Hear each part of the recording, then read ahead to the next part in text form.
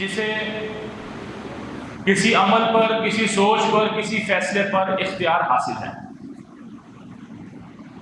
ایک انسان ہے اور دوسرے جنات ہیں۔ یہ وہ دو مخلوقات ہیں کہ جنہیں اللہ نے با اختیار بنایا ہے۔ باقی اس کے علاوہ چرند، پرند، پہاڑ، درخت، پانی، آگ سمیت آپ پوری کائنات کا جائزہ لے لیں، آپ کو ان دو کے علاوہ با اختیار کوئی بھی مخلوق دکھائی نہیں دے گی۔ اور با اختیار بنانے کے بعد ہی اللہ رب العزت انہیں اپنا پسندیدہ اختیار بیان کرتے ہیں۔ جب انہیں با اختیار بنایا گیا ہے کہ اپنی سوچ، اپنی پسند کے ساتھ فیصلہ کر سکتا ہے، اپنے ذہن، اپنے دل کی خواہش کی بنیاد پر فیصلہ کر سکتا ہے، اپنے مطابق، اپنی ضرورت یا اپنی چاہت کے مطابق زندگی گزار سکتا ہے، تو یہ سارے اختیارات دینے کے ساتھ اللہ رب العزت انسانوں کو اور جنوں کو بتا رہے ہوتے ہیں کہ تمہارا اختیار یقینی طور پر تمہاری زندگی کے اوپر ہے، لیکن میرے لیے پسندیدہ عمل یہ ہے کہ تم ان تمام اختیارات کو میرے حوالے کر دو۔ تمام اختیارات جو میں نے تمہیں دے رکھے ہیں انہیں سارے کے سارے میرے حوالے کر دو، اور اپنی زندگی کو اللہ کی، یعنی کہ اپنے بنانے والے رب العالمین کی عبادت میں، بندگی میں، پیروی میں، اطاعت میں، فرما برداری میں گزار دو۔ یہ اللہ رب العزت ڈیمانڈ کر رہے ہیں۔ وَمَا خَلَقْتُ الْجِنَّ وَالْإِنسَ إِلَّا لِيَعْبُدُونَ۔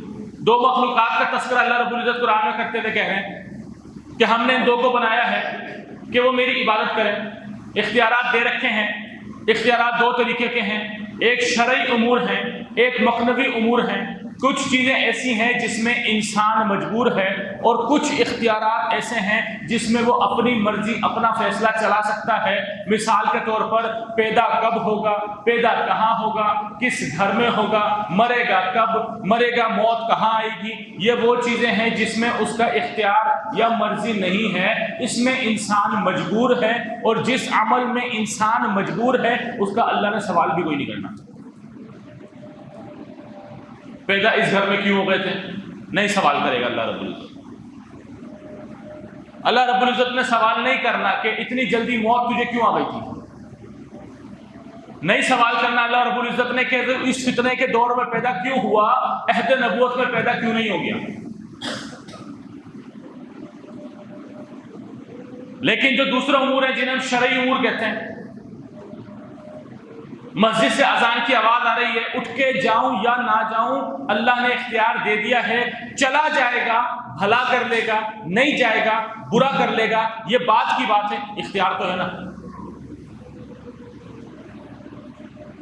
طاقت دے دی، اس کے بعد نیکی کرتا ہوں یا نہیں کرتا، اختیار تو دے دیا نا۔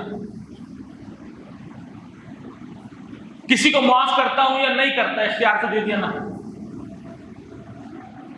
زندگی میں اپنی مرضی چلاتا ہوں یا اپنے رب کی مرضی کے مطابق زندگی گزارتا ہوں، اختیار تو دے دیا نا۔ اور یہ وہ سارے امور ہیں جن کے متعلق، جن کی بابت میرا رب مجھ سے پوچھے گا، مجھ سے سوال کرے گا۔ زندگی دی تھی کہاں گزار دی، کیونکہ زندگی کو گزارنے کا اختیار دے رکھا ہے، اور وہ اختیار دو راستوں کے سوا تیسرے کی طرف نہیں جاتا، یا تو اپنی زندگی میں معبود، اپنی زندگی میں رب، اپنے رب العالمین کو جو تمام خالق کائنات ہے اس کو بنا لیں، یا پھر قرآن جن کے حوالے سے وعیدیں سناتا ہے کہ کیا تم نے ان لوگوں کو نہیں دیکھا کہ جنہوں نے اپنے نفس کو، اپنے دل کو، اپنی خواہشات کو اپنا رب بنا لیا تھا۔ دو راستے۔ اللہ کے نبی صلی اللہ علیہ وسلم کی حدیث ہے نا، اللہ کے نبی صلی اللہ علیہ وسلم کی حدیث ہے، خبردار کر رہے ہیں صحابہ کرام کو۔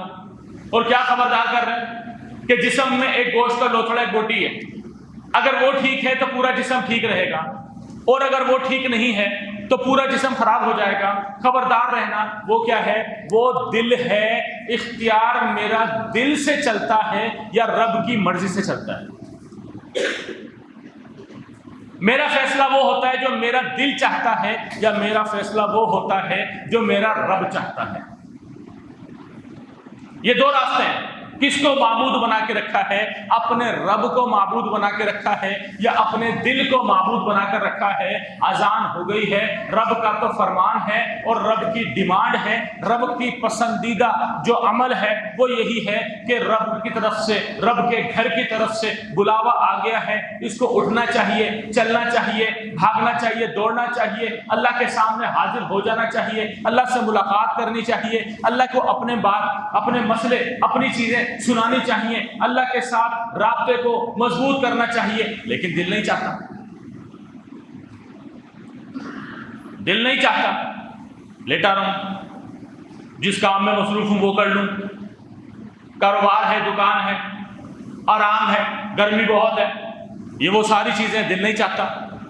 یہ تو وہ اختیار ہے کہ جس اختیار کے ساتھ میں فیصلہ کر رہا ہوتا ہوں کہ میرا رب کون ہے.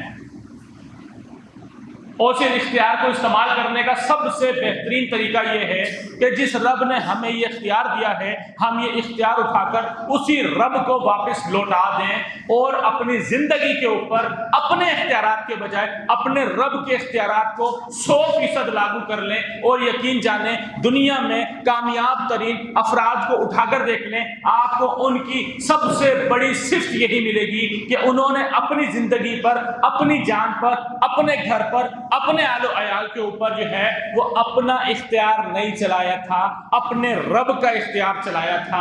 اور یہی وہ صفت ہے جو ابراہیم علیہ السلام کو تمام انبیاء سے بالکل الگ کر دیتی ہے.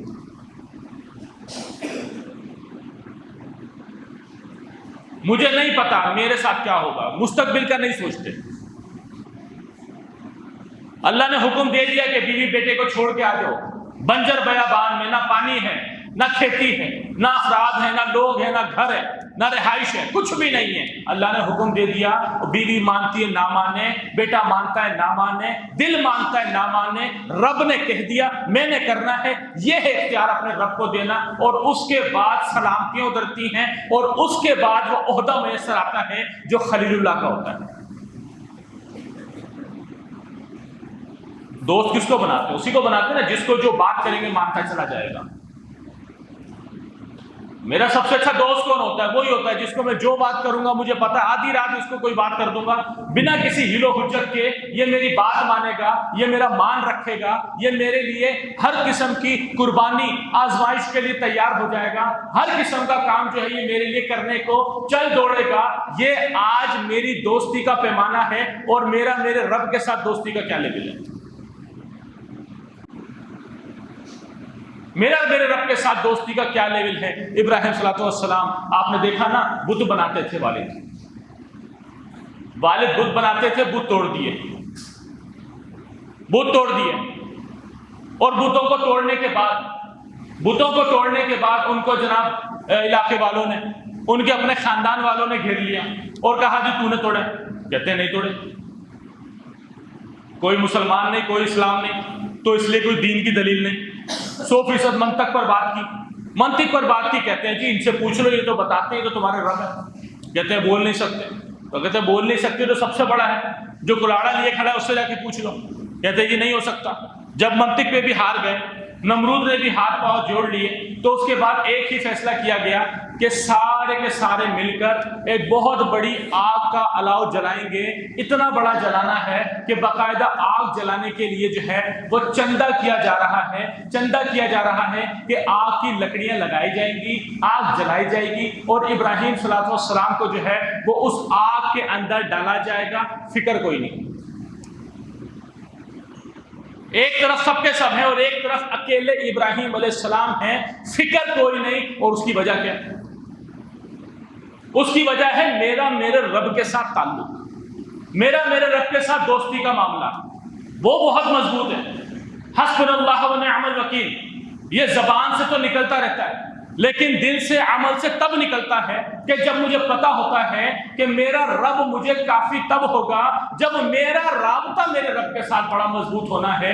آپ دیکھیں نا، یقین کریں ہم تو بے صبرے بہت ہیں.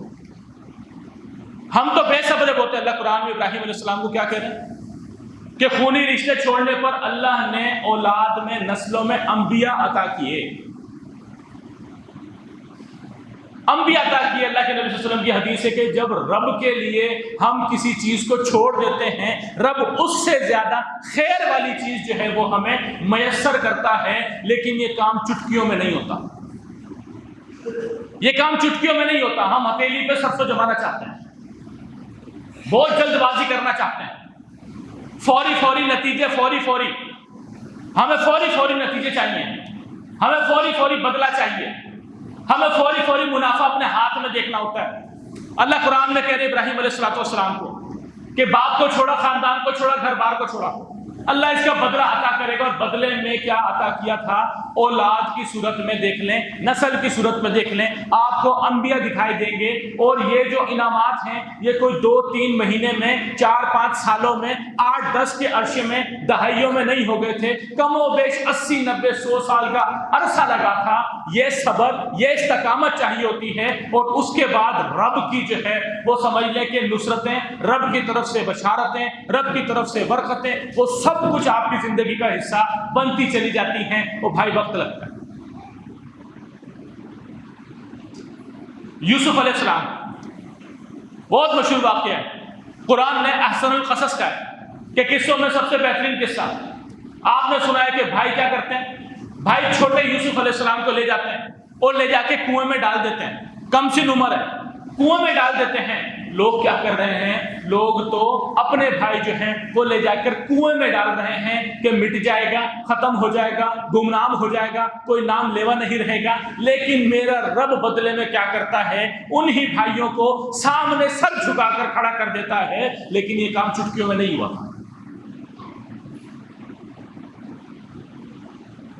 وقت لگتا ہے، اور وقت بھی سارا کا سارا توکل والا لگتا ہے، رب پر بھروسے والا لگتا ہے، رب کے ساتھ تعلق والا لگتا ہے، ایک بے اختیار زندگی گزارنے والا وقت لگتا ہے، جس میں سارے کے سارے اختیارات، ساری کی ساری مرضی وہ میرے رب کی ہوتی ہے، ہیل نہیں، حجت نہیں، بہانہ نہیں، کچھ بھی نہیں ہوتا۔ آج میں تو فیصلے کرتا ہوں نا مستقبل کو سیکیور کر کے، مستقبل کو سیکیور کر کے۔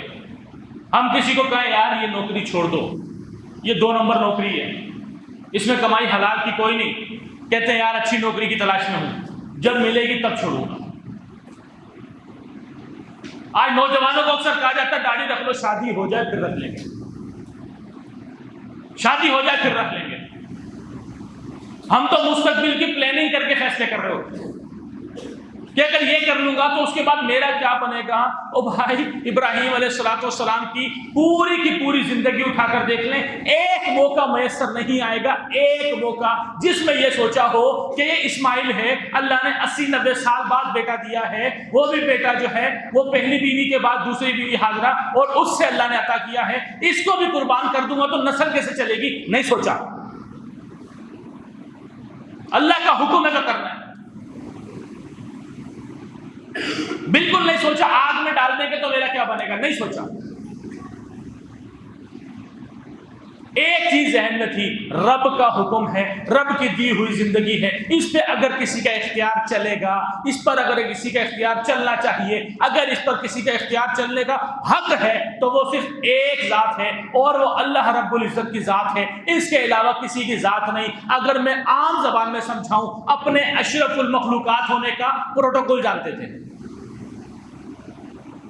اللہ نے تمام مخلوقات بنائی ہیں نا، اور تمام مخلوقات کو بنا کر انسان کو اشرف المخلوقات کا درجہ ادا کیا، تمام مخلوقات میں اول ترین درجے پر لا کر انسانوں کو رکھ دیا، اور اس اشرف المخلوق کا، سب سے بہترین مخلوق کا یہ پروٹوکول بنتا ہے، یہ سٹینڈرڈ بنتا ہے کہ یہ جھکیں، یہ مانگیں، یہ ڈریں، یہ خوف کھائیں، یہ مرضی چلائیں، یہ حکم مانیں، تو صرف اور صرف رب العالمین کا، جو تمام جہانوں کا رب ہے، اس سے ڈرنا چاہیے، اس کے ساتھ رابطہ بنانا چاہیے، اس کے سامنے حاضر ہونا چاہیے، اس کے سامنے خود کو جھکا دینا چاہیے، اس کے سامنے خود کو مٹا دینا چاہیے۔ اس کے علاوہ ان تمام چیزوں کا حقدار دنیا میں کوئی نہیں ہے،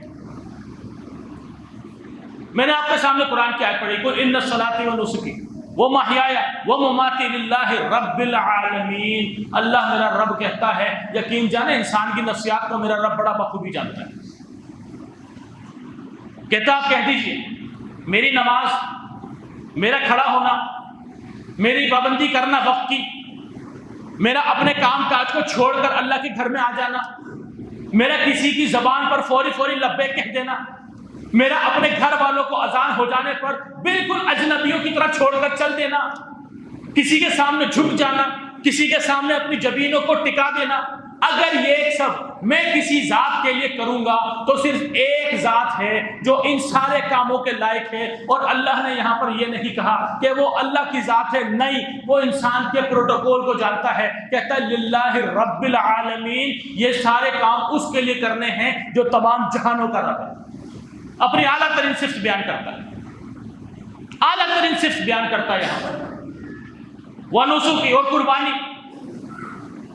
تو کسی کے لیے قربانی دے، مال کی ہو، اولاد کی ہو، وقت کی ہو، آرام کی ہو، نیند کی ہو، تیری ساری کی ساری قربانیوں کا اگر کوئی حقدار ہے، اگر کوئی ذات ہے جس کے لیے تیری ساری کی ساری قربانیاں ہونی چاہیے تو وہ رب العالمین کے علاوہ اور کوئی نہیں ہے. اور اس کے بعد اللہ رب العزت ایک بات کرتے ہیں، اور بات کیا ہے؟ وہ محیایا، اور پوری کی پوری زندگی، اس زندگی پر اختیار، اس زندگی پر حق، اس زندگی کی ترتیب اگر کسی کی مرضی کے ساتھ ہونی چاہیے، یہاں تک کہ موت آ جائے، اس موت پر بھی اختیار اگر کسی کا ہونا چاہیے تو یہ نہیں کہنا بیماری آئی تھی مر گیا، بیماری کی ہوا چلی تھی مر گیا، اور بیمار ہوا تھا مر گیا. اور نہیں بھائی، زندگی کا مالک کوئی ہو سکتا ہے تو وہ رب العالمین، اور موت کا کوئی مالک ہو سکتا ہے تو رب العالمین. یہاں پر لے کر آئیں گے جب ہم اپنے عقیدے کو، یہاں پر جب لے کر آئیں گے ہم اپنے معاملات کو، تو یقین جانیں پھر وہ خلیل اللہ والا رابطہ مضبوط ہونا شروع ہوتا ہے. اور اس کے بعد میں دیکھتا ہوں تتنزل علیہم الملائکہ، کہ ملائکہ کس طریقے سے ہماری نصرت کو اترتے ہیں. ان الذین قالوا ربنا اللہ ثم استقاموا تتنزل علیہم الملائکہ.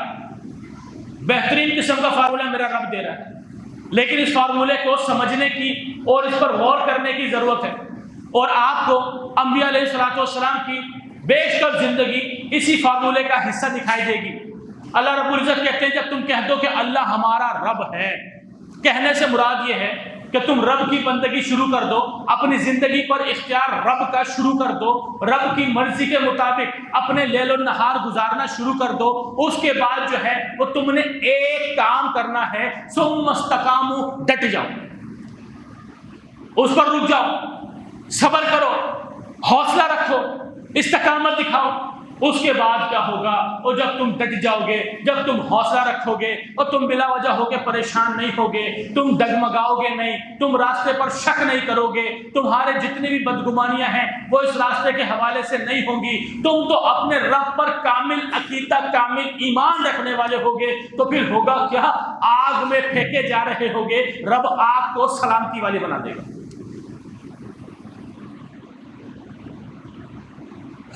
پھر تم 313 ہو گے، ہزاروں کے لشکر کو تہس نہس کر دو گے، پھر رب تم پر نصرت کے فرشتے نازل کرے گا، پھر تمہارے ساتھ برکتیں، تمہارے ساتھ رب کی رحمتیں، تمہیں یہ لفظ، تمہیں یہ باتیں سمجھ میں آنے لگیں گی. لیکن پہلی شرط کیا ہے؟ ڈٹنا پڑے گا، ٹھہرنا پڑے گا. اور یہی چیز آپ کو ابراہیم صلی اللہ علیہ وسلم کی زندگی سے دکھائی دیتی ہے. یقین کریں پچھلے دنوں ہمارا تہوار گزرا، پچھلے دنوں ہمارا تہوار گزرا عید الاضحیٰ کا.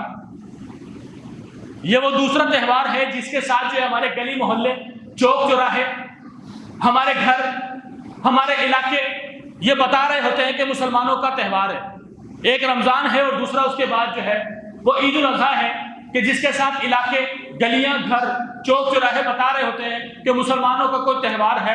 اور اس تہوار پہ ہم کیا کرتے ہیں؟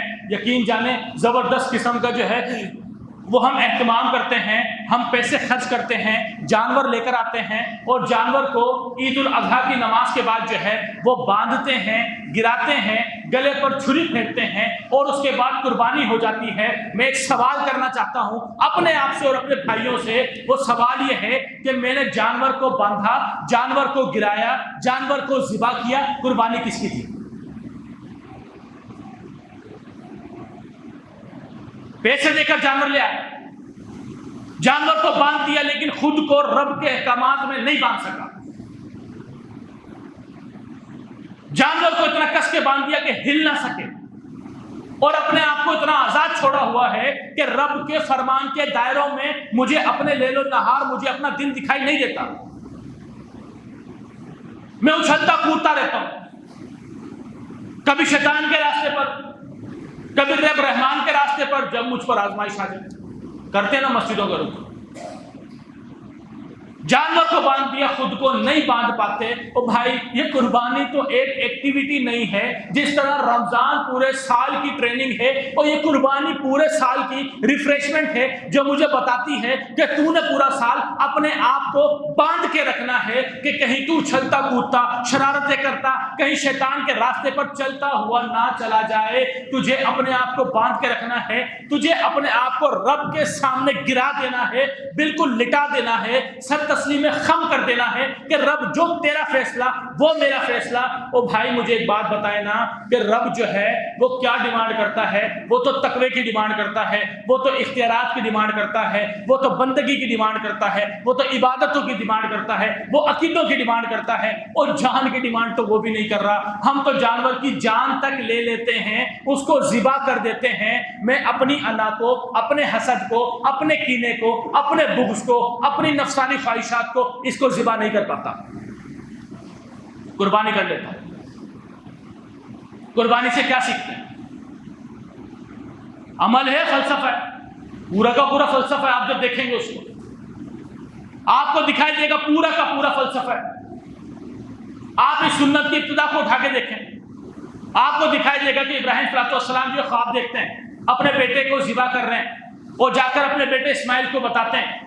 اسماعیل علیہ السلام کو جب یہ بات پتہ لگتی ہے تو وہ ایک جملہ کہتے ہیں، ایک جملہ کہ اللہ نے آپ کو حکم دیا ہے ابو جی آپ بسم اللہ کریں، آپ اپنا کام کریں، ستجدونی، آپ جو ہے وہ رب کی اطاعت کریں، آپ رب کی پیروی کریں، آپ مجھے صابروں میں سے پائیں گے۔ آج مجھے بتائیں نا، کیا میری اولاد کی تربیت اس انداز کی ہے کہ میں ان کے سامنے یہ جملہ کہوں کہ اللہ کا حکم ہے یہ کرنا ہے، اور میری اولاد سامنے سے بلا جھجک ایک جملہ کہہ دے کہ ٹھیک ہے، شادی میں یہ ڈھول ڈھمک کے نہیں کریں گے، ہم یہ 2 نمبر کام نہیں کریں گے، رب کو ناراضگی والے کام نہیں کریں گے، ہم بلا وجہ کی رسومات کا حصہ نہیں بنیں گے، ہم بلا وجہ کی شرک و بدعت کا حصہ نہیں بنیں گے، ہم بلا وجہ کی خواہشات، اسراف، فضول خرچی، شیطان کے دوست بننے والے جتنے کام ہیں وہ چھوڑ دیں گے، اور آپ مجھے جو ہے وہ صبر کرنے والوں میں سے پائیں گے۔ مجھے بتائیں نا، آج میری اولاد کی تربیت اس انداز کی ہے؟ قربانی عمل نہیں ہے، فلسفہ ہے۔ پوری زندگی سکھاتی ہے، زندگی گزارنے کا انداز سکھاتی ہے کہ کس انداز سے خود کو باندھ دینا ہے، گرا دینا ہے، کس انداز سے اپنی خواہشات کو، کس انداز سے اپنے اختیارات کو، کس انداز سے اپنی چیزوں کو ذبح کر دینا ہے، ختم کر دینا ہے، مٹا دینا ہے، اور دل میں یہ جذبہ باقی رکھنا ہے اللہ جس طرح اس پر چھری پھیری ہے، اس طرح وقت آنے پر میں تیرے راستے میں قربان ہوں، میری اولاد تیرے راستے میں قربان ہے، اور میرا مال تیرے راستے میں قربان ہے۔ اور یہ کرتے ہوئے ایک چیز کا خیال رکھیں گے، ایک چیز کا خیال رکھیں گے کہ جب بات رب العالمین کی آ رہی ہے تو انشاءاللہ تعالی جب خرچ کرنے کی باری آئے گی، جب رب کے راستے میں کسی کام کی باری آئے گی تو وہ نہیں دیں گے، جو بچا کچا ہوگا وہ نہیں دیں گے، جو پھٹا پرانا ہوگا۔ آج یقین جانے بڑا افسوس ہوتا ہے،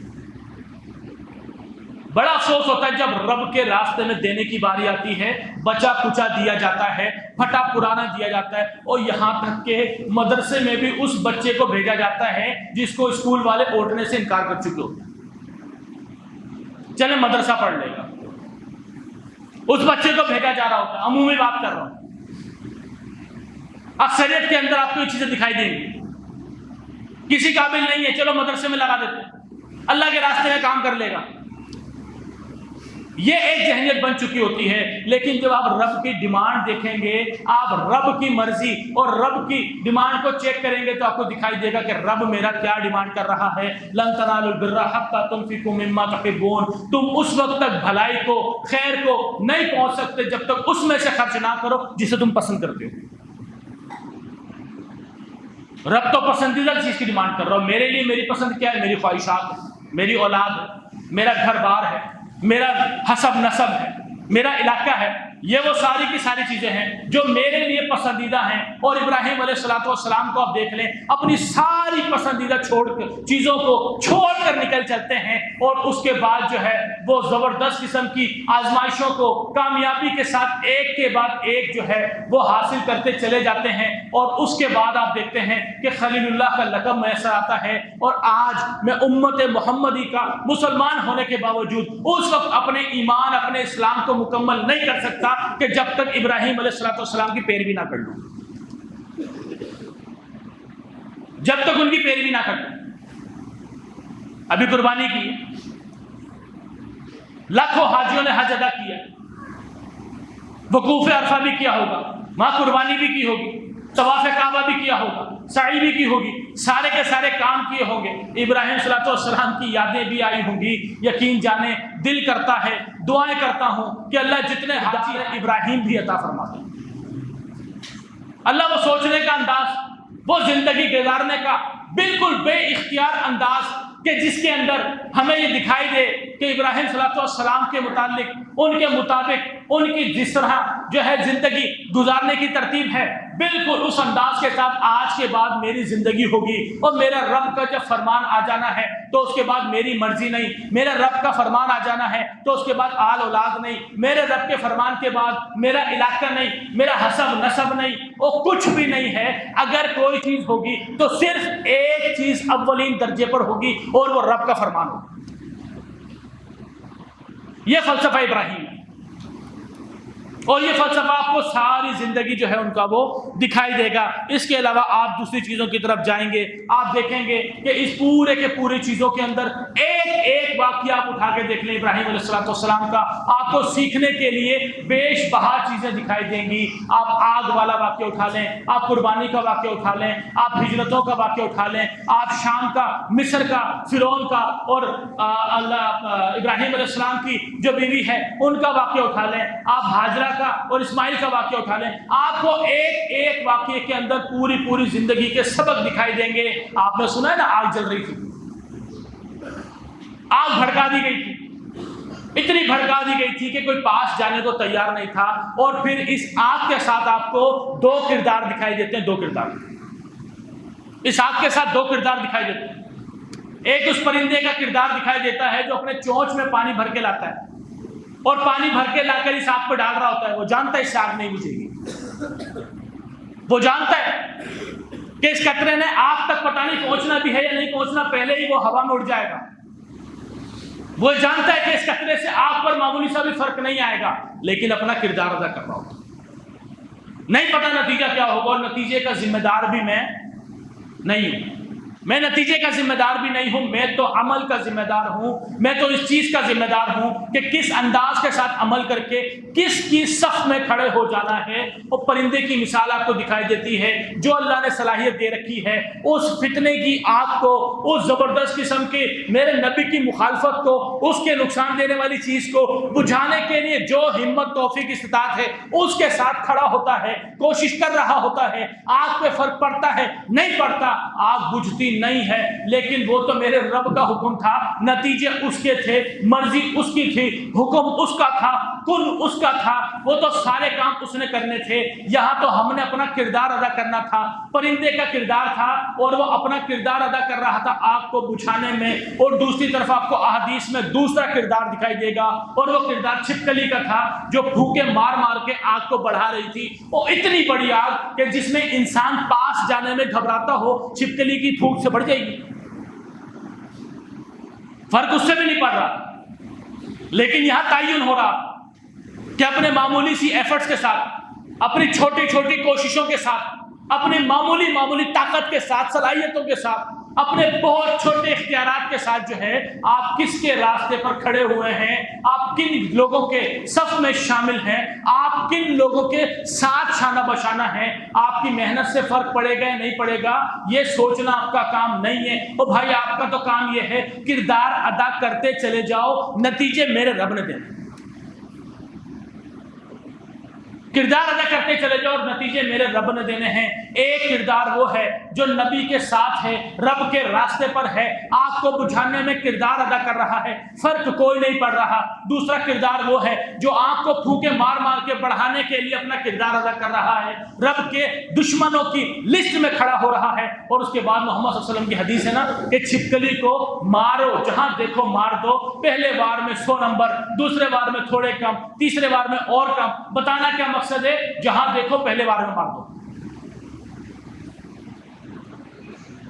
فرق کیا پڑے گا مسئلہ نہیں ہے۔ ایک بات یاد رکھیں، یہ جو دائی ہوتا ہے، دائی نصیحت کرنے والا، اور دائی کے بعد میں بات کروں گا مسلمانوں کی۔ دائی جو ہوتا ہے نصیحت کرنے والا، اس کا معاملہ بالکل ڈاکٹر کی طرح ہوتا ہے۔ زندگی موت کا مالک ڈاکٹر نہیں ہے، زندگی موت کا مالک میرا رب ہے۔ بیماری اور شفا کا مالک ڈاکٹر نہیں ہوتا، اس کا مالک میرا رب ہوتا ہے۔ ڈاکٹر کا کام صرف ایک ہوتا ہے، اخلاص کے ساتھ، محنت کے ساتھ، تجربے کے ساتھ، نفسیات کو، مرض کو سمجھتے ہوئے جو زیادہ اچھے سے اچھا علاج ہو سکتا ہے وہ ڈاکٹر نے کرنا ہوتا ہے۔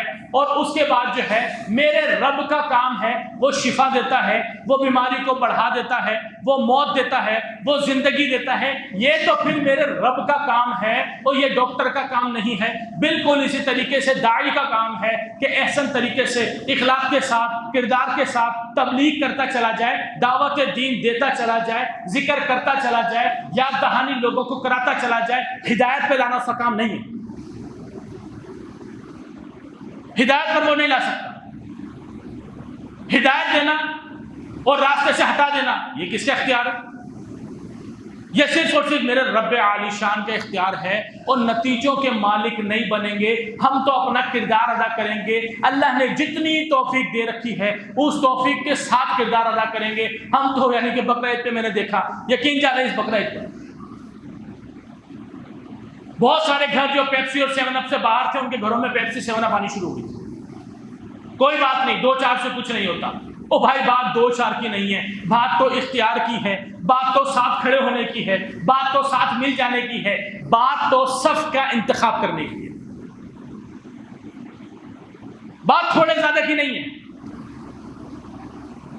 نتائج تو میرے رب نے دینے، جیت کی صورت میں، آزمائش کی صورت میں، ہار کی صورت میں نتائج میرے رب نے دینے ہیں۔ اور بات تو یہ ہے میں اپنے کردار کے ساتھ کھڑا کس صف میں،